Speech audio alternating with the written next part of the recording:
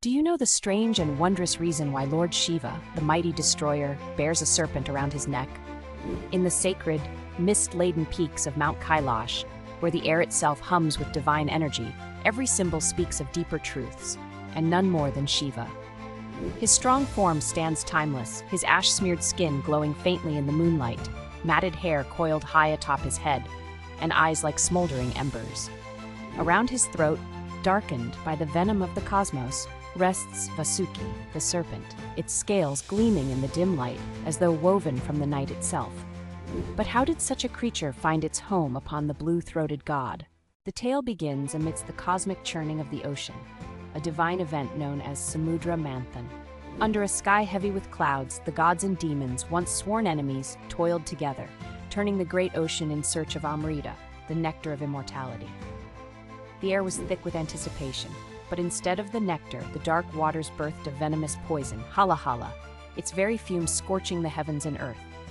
A vile stench filled the air, curling like smoke, threatening to unravel all of creation. Panic seized the gods. Their faces, once shining with divine light, were now pale with fear. "We are undone," they cried. "This poison will be the end of us all." Desperate, they turned their eyes toward the towering peak of Mount Kailash, where the great Lord Shiva sat in deep meditation.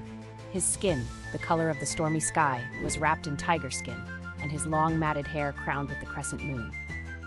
His stillness radiated calm amidst the chaos swirling below. They approached the great Lord with trembling hearts. "Mighty Shiva," they beseeched, their voices quivering, "only you can save us from this dread fate." Shiva opened his eyes, the blue flames of his gaze unwavering, as though already aware of their plight. His face was serene, yet his presence carried the weight of worlds. "I shall drink the poison," he declared, his voice steady as the earth beneath him. The gods gasped in awe. Without a moment's pause, Shiva, the Lord of Destruction, rose from his meditation. His form was majestic, his eyes calm yet brimming with an ancient power that could command the elements themselves. The sky, once bright, now darkened as if the heavens themselves trembled at what was to come. The earth beneath his feet quivered, and the winds whispered his name. In his hand, the deadly Halahala poison swirled, a substance so potent it could extinguish all life. Yet, Shiva was unmoved. As he brought the poison closer to his lips, the world seemed to freeze, holding its breath in collective fear. Suddenly, a voice broke through the tension. Parvati, his consort, her face pale with terror, her flowing garments catching the wild winds, rushed to his side. "Shiva, no!" she cried, her voice filled with desperation.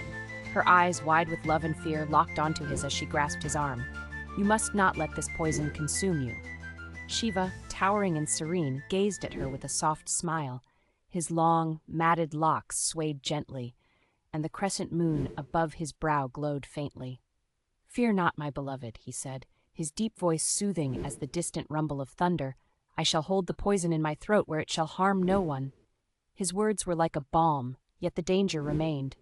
The air hung heavy, thick with the weight of the gods' watching eyes, as Shiva prepared to bear the burden of the universe. As Lord Shiva raised the deadly Halahala to his lips, the world seemed to still. Shiva's serene face, framed by matted locks, remained calm, though the air grew heavy with the scent of impending doom.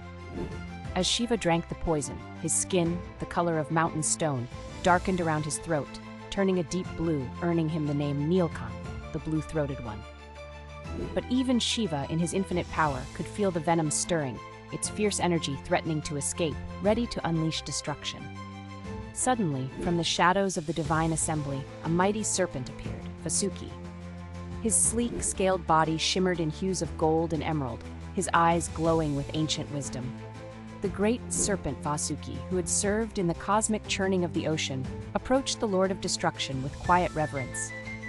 "Fear not, O Lord," Serpent Vasuki hissed softly, his voice like the whisper of wind through leaves.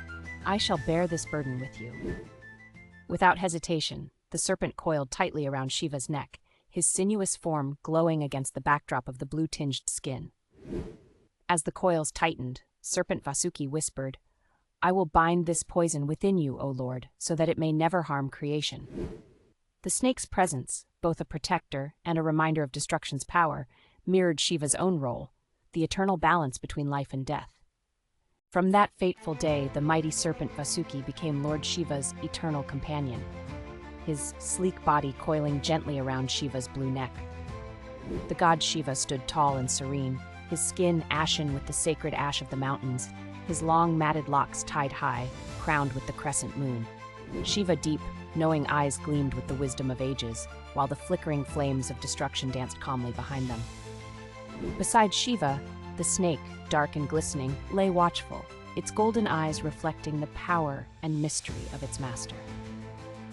"Vasuki," Shiva spoke, his voice a deep rumble, "your presence upon me is not a burden but a balance." The serpent lifted its head, its scales catching the faint light, responding with a gentle hiss, as if in reverence to the great god. It guarded the poison that had turned Shiva's throat a dark blue, a constant reminder of the god's selfless act to save the cosmos. The image of Lord Shiva, adorned with the snake, became a symbol of power and control over life's deepest fears: death, destruction, and renewal. "Destruction must be harnessed, never feared," Shiva whispered, his voice like a distant thunder. The serpent's venom, once a deadly force, now symbolized the delicate balance between life and death, a force of change that Shiva alone had mastered. The serpent, ever coiled, also embodies the Kundalini, the primal spiritual force slumbering within each soul. Its energy, like a snake waiting to rise, is bound until awakened.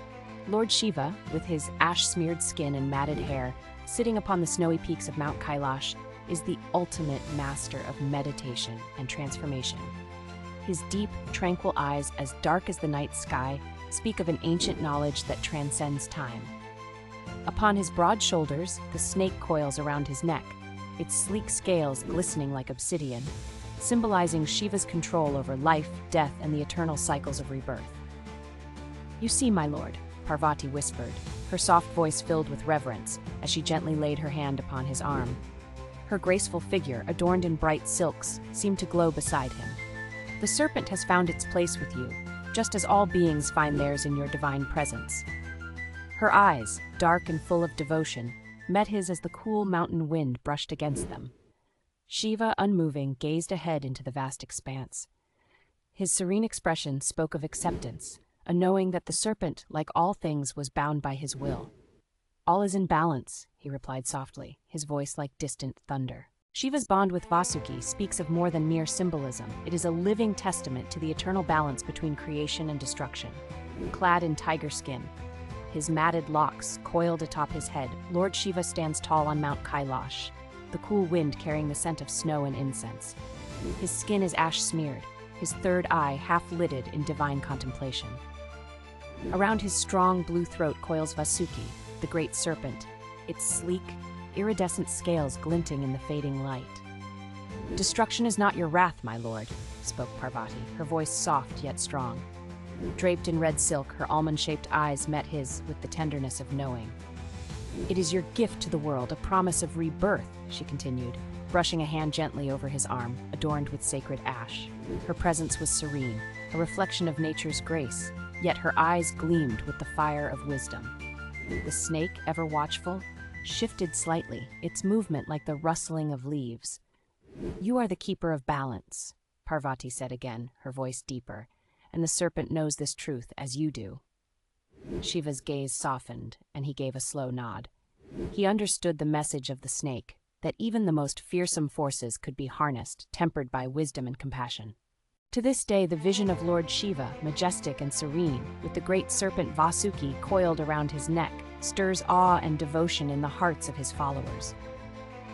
Lord Shiva's form is striking, his ash-smeared skin glowing in the dim light, matted locks crowned with the crescent moon, and his piercing eyes reflecting the boundless power of the cosmos. The serpent Vasuki gleams with scales like polished bronze, his body resting around Shiva's blue-throated neck, a symbol of untamed power and ancient wisdom. As the gentle wind moves through the Himalayan peaks, Serpent Vasuki's quiet hiss weaves through the air, a sound both calming and eerie. Lord Shiva, with his tranquil gaze, speaks softly, "Fear not the poison of life, for it too can be transformed." His words carry the weight of ages, teaching us that destruction is but one side of the cycle, necessary for renewal. The serpent Vasuki around his neck, once a symbol of danger, now embodies acceptance of life's fiercest trials. Embrace change, Shiva whispers, for even the most venomous hardships bear the seeds of transformation. The serpent Vasuki's watchful eyes gleam, reminding all that in the depths of darkness there lies the promise of protection and rebirth.